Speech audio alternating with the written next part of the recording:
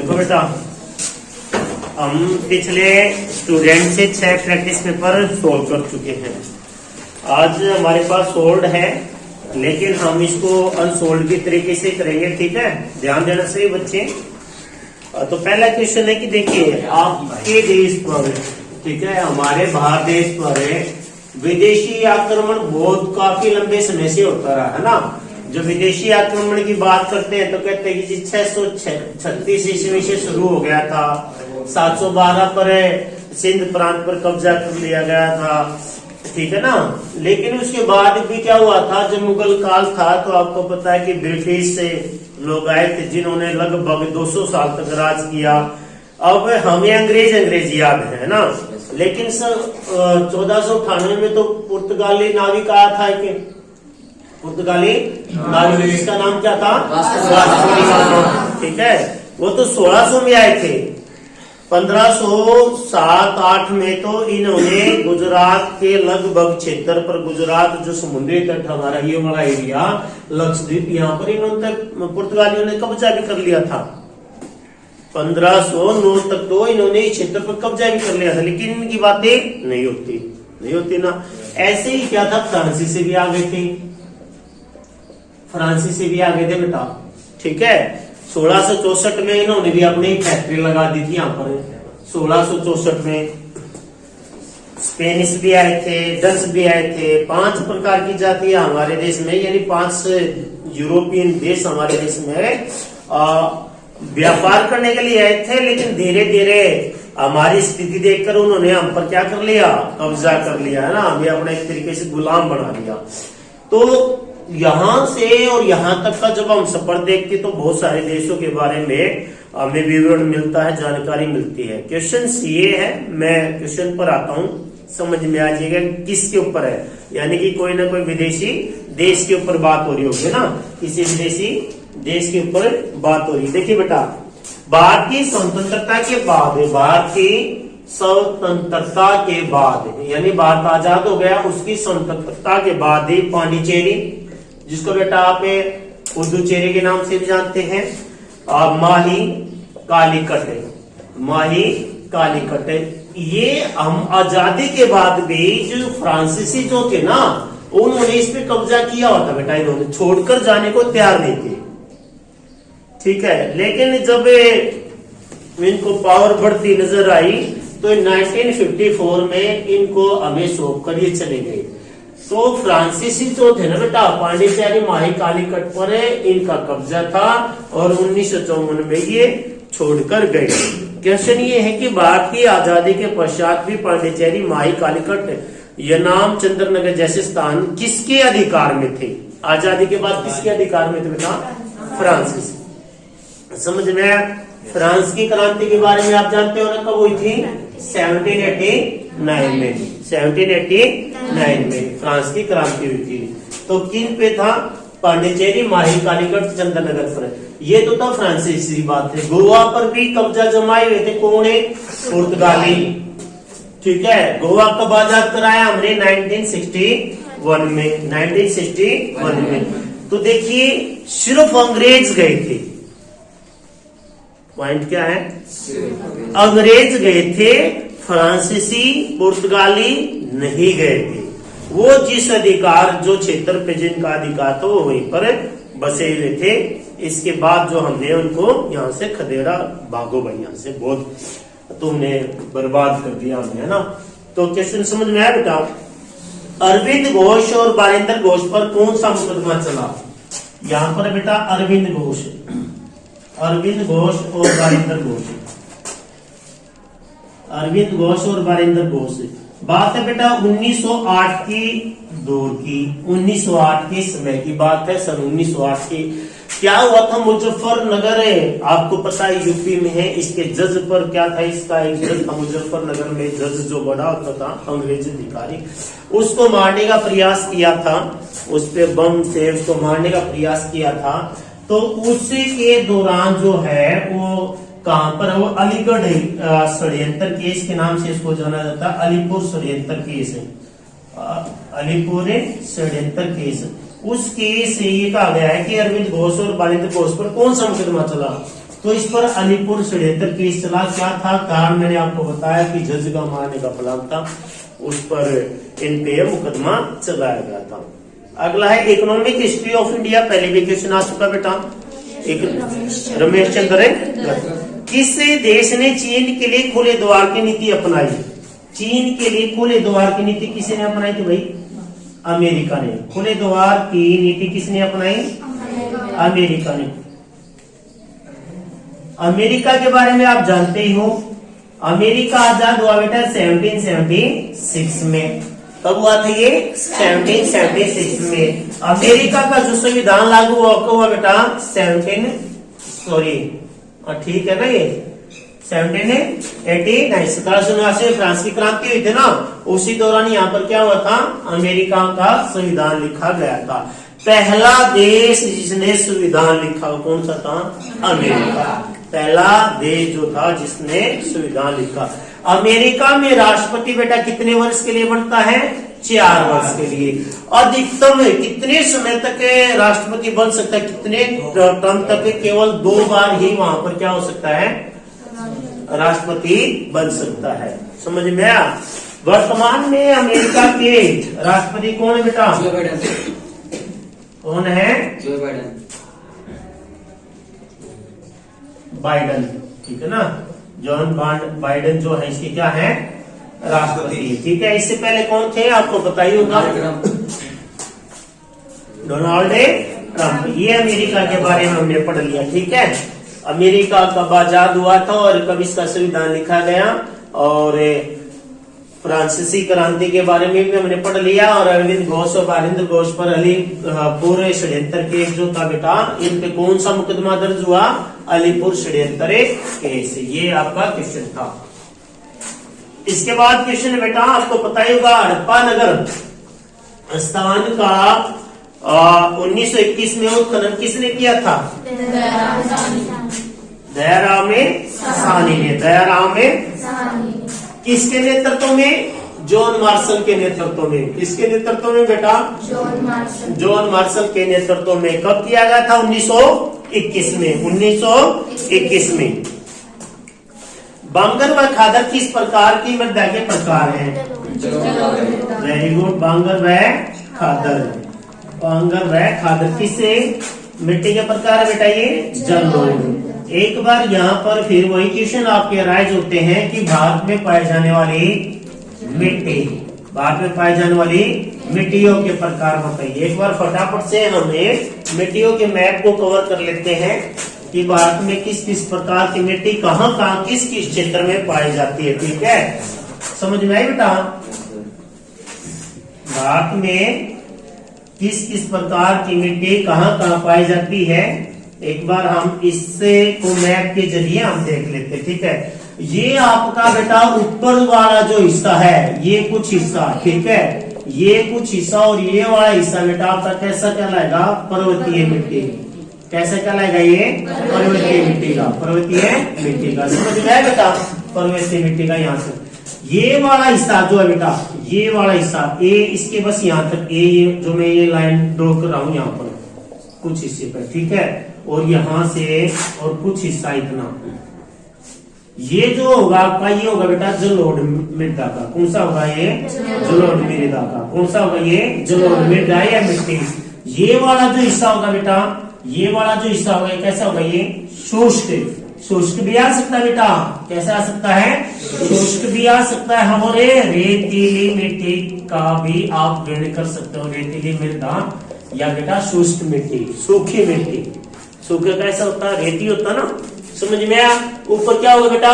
पर्वतीय मिट्टी। कुछ ही हमारे यहाँ पर हिमालय पर्वत है ना बेटा, इस तरीके से यहाँ पर हो गया जलोढ़ मृदा। इसके ये नदियां बेटा समुद्र का तट है, तो यहाँ पर आपके पास आपको पता ही होगा कि भाई जलोढ़ मृदा का कुछ कुछ क्षेत्र है। समझ में आई बेटा? ये वाला क्षेत्र जो आपका केरल है और गोवा है, ये आपको याद रखना है। ये बेटा यहाँ पर है लैटराइट मिट्टी। कौन सी मिट्टी यहाँ पर है? लैटराइट मिट्टी। समझ में आई बात है? अब कुछ हिस्सा आपको यहाँ पर है, हमने गुजरात का छोड़ दिया और महाराष्ट्र का, एमपी का, तो यहाँ पर हम क्या बताएंगे बेटा, ये वाली मिट्टी बताएंगे हम, कौन सी, काली मिट्टी। कौन सी मिट्टी बताएंगे, काली मिट्टी बताएंगे। समझ में आई बात।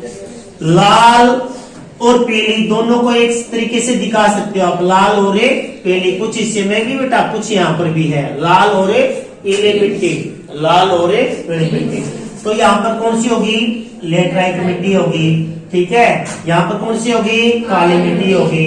काली मिट्टी से आता ना क्वेश्चन से, भाई काली मिट्टी सबसे ज्यादा कहाँ पाई जाती है, महाराष्ट्र में पाई जाती है, लेकिन ऑप्शन में महाराष्ट्र नहीं होता, तो क्या होता है, गुजरात होता है, ठीक है। इस तरीके से आपको मिट्टियों का जो एक मैप जो बेटा आपका बहुत रहेगा कि आपको भारत में पाई जाने वाली मिट्टियों के प्रकार बताने हैं। लाल मिट्टी और पीली मिट्टी को आप एक तरीके से क्या कर सकते हो, शो कर सकते हो, कोई दिक्कतें नहीं रहने वाली। लेटराइट मिट्टी अलग से शो करनी है, काली मिट्टी शो करनी है, जलोढ़ मृदा, पर्वतीय मिट्टी होगी और रेतीली मिट्टी होगी। समझ में आई बात है। तो ये मैप में पूछा जाता है बेटा, ठीक है। क्या पूछ लिया जाता है, अधिकतर पूछते हैं क्वेश्चन किसका, काली मिट्टी का या लेटराइट मिट्टी का। अगला क्वेश्चन है बेटा, भारत के कितने प्रतिशत भाग पर पठार पाए जाते हैं, पठार कितने प्रतिशत भाग पर पाए जाते हैं भाई, 27%। थोड़ा सा बेटा इसके बारे में भी जान लो, क्योंकि कल को आप ये ना कह दो कि भाई सर ने कुछ कराया दिया आप लोगों को, ठीक है ना।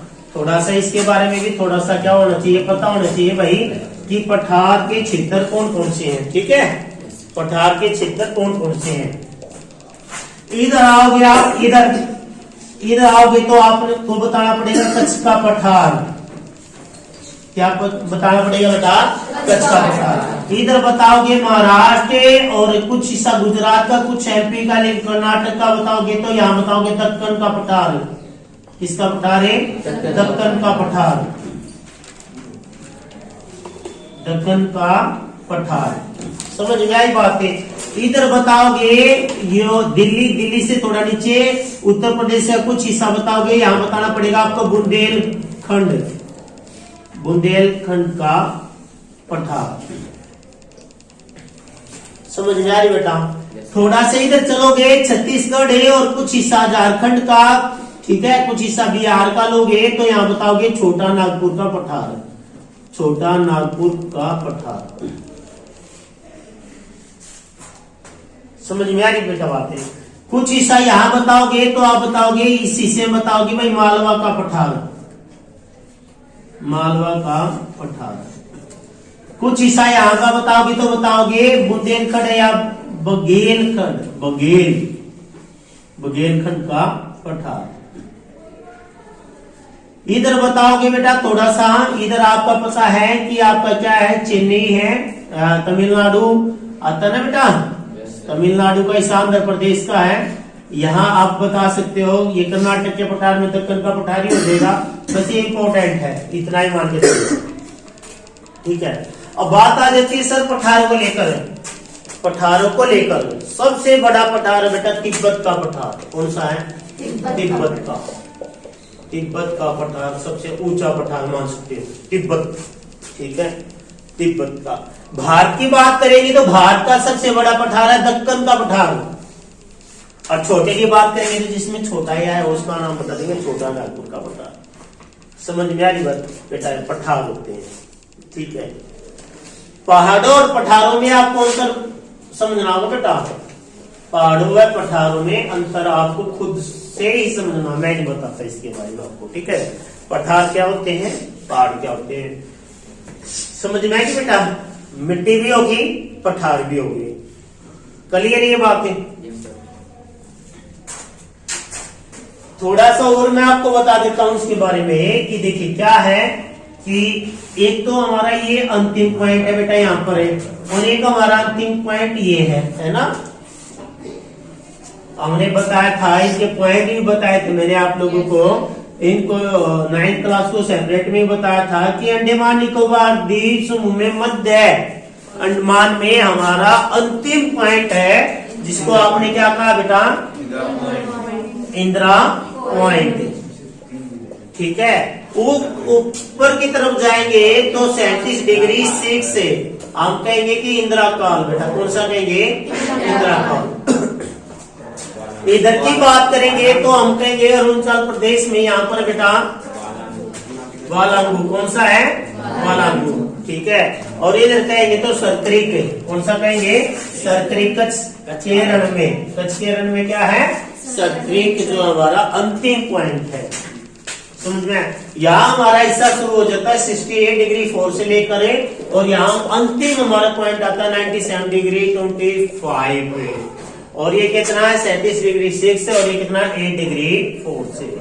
अगर बात करें बेटा अब यहाँ से लेकर अपने यहाँ तक की, तो हम कहेंगे कि जी हमें चलना पड़ेगा 3214 किलोमीटर, कितना चलना पड़ेगा 3214 किलोमीटर, और यहाँ से अगर हमें यहाँ पर जाना पड़ेगा तो हम कहेंगे 2933 किलोमीटर चलना पड़ेगा। सर कितना चलना पड़ेगा 2933 किलोमीटर चलना पड़ेगा।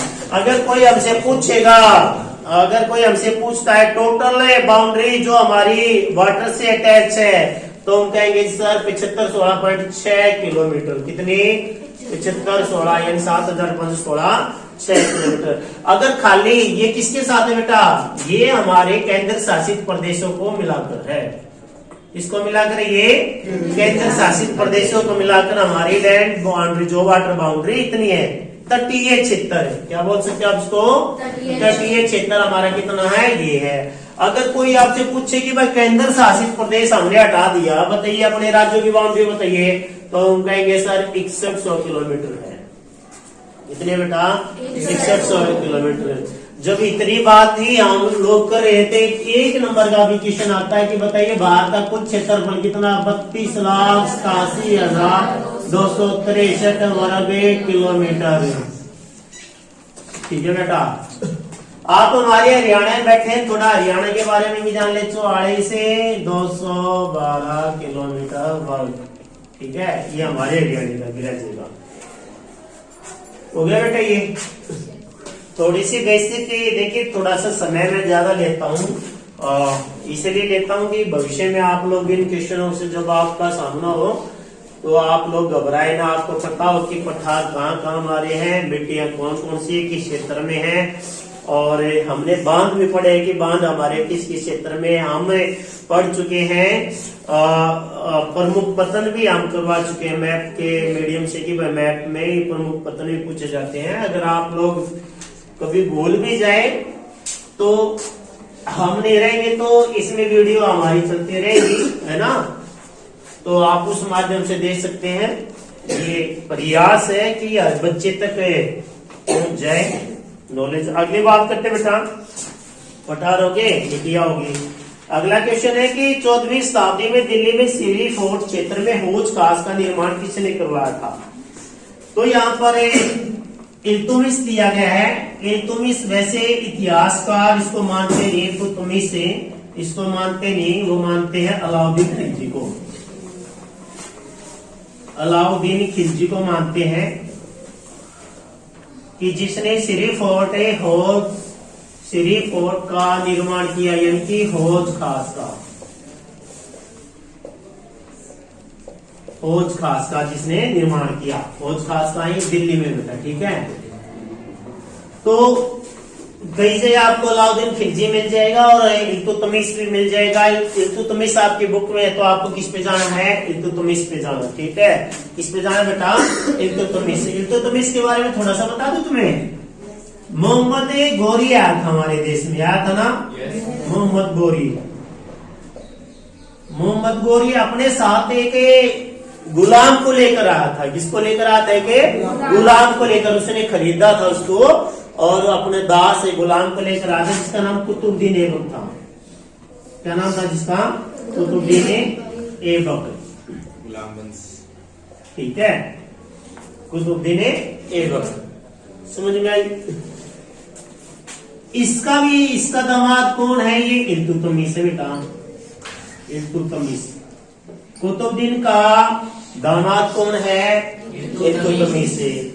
अच्छा, मोहम्मद गोरी किसको लेकर आया? एक दास इसने खरीदा जिसका नाम कुतुबुद्दीन ऐबक है। कुतुबुद्दीन ऐबक ने क्या किया? कुतुब मीनार का निर्माण करवाया, यानी इसकी नींव टेकी कुतुब मीनार की, ठीक है। कुतुब मीनार की क्या टेकी? इसने नींव टेकी। कुतुबुद्दीन का गुलाम कौन था? इल्तुतमिश है। गुलाम भी था, इसका गुलाम था, और इसका ये इसका दामाद भी था। कुतुबुद्दीन ऐबक का दामाद कौन था? और गुलाम भी कौन था? इल्तुतमिश। दोनों को इसने क्या बना दिया? इसको क्या बना दिया? अपना गुलाम। कुतुबुद्दीन की एक बेटे भी है जिसका नाम क्या है? रजिया सुल्ताना। नाम सुना होगा? नहीं सुना होगा? सुन रहे हो मुझसे अभी, है ना?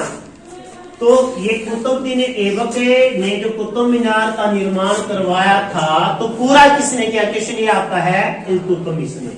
इसने किया है पूरा। 5 इमारत है, ये 5 इमारत है, बारी बारी से। बाद में शेरशाह सूरी मार्ग ने उसका करवाया है। अंत में आके ऐसे आते रहे, करवाते रहे।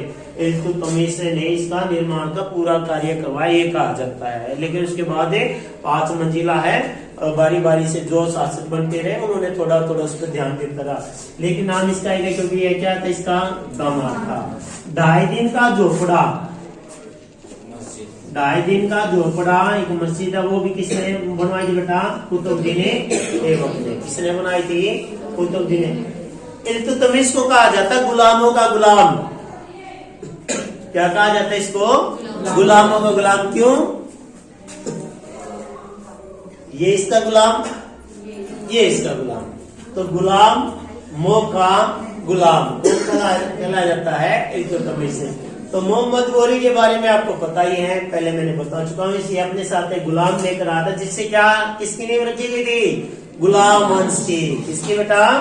गुलाम वंश की। 7 पहाड़ियों का नगर कौन है भाई? रोम। 7 पहाड़ियों का नगर कौन सा है? रोम। बेल्जियम में किन 2 भाषाओं की प्रधानता है? डच व फ्रेंच। श्रीलंका के किन 2 समुदायों के बीच टकराव लेकर युद्ध को बढ़ाया था? कौन सी 2? चीन और तमिल। भारत में किस प्रकार की दलीय व्यवस्था है? बहुदलीय। भारत में कैसे दल पाए जाते हैं? बहुदल पाए जाते हैं। ठीक है बेटा। एक राजनीतिक दल के कितने हिस्से होते हैं? 3। नेता, सक्रिय नेता और हम लोग जो जनता जो होती है। प्रति व्यक्ति आय को कहा जाता है औसत आय। प्रति व्यक्ति आय को क्या कहा जाता है? सेवा क्षेत्र का अन्य नाम क्या है? तृतीय क्षेत्र के। क्या बेटा? तृतीय क्षेत्र। जब केंद्र व राज्य सरकारों से शक्तियां लेकर स्थानीय सरकार को दी जाती है, जब केंद्र व राज्य सरकारों से शक्तियां लेकर स्थानीय सरकार को दी जाती है, तो उसको क्या कहते हैं? विकेंद्रीकरण। 1 नंबर में आता बेटा प्रश्न है, विकेंद्रीकरण से आप क्या समझते हैं? विकेंद्रीकरण क्या होता है? जब पावर को, सत्ता को सेंटर से और स्टेट से लेकर नियरेस्ट है ना, जो स्थानीय सरकार होती है उसको दी जाती है, उसको क्या कहते हैं? विकेंद्रीकरण।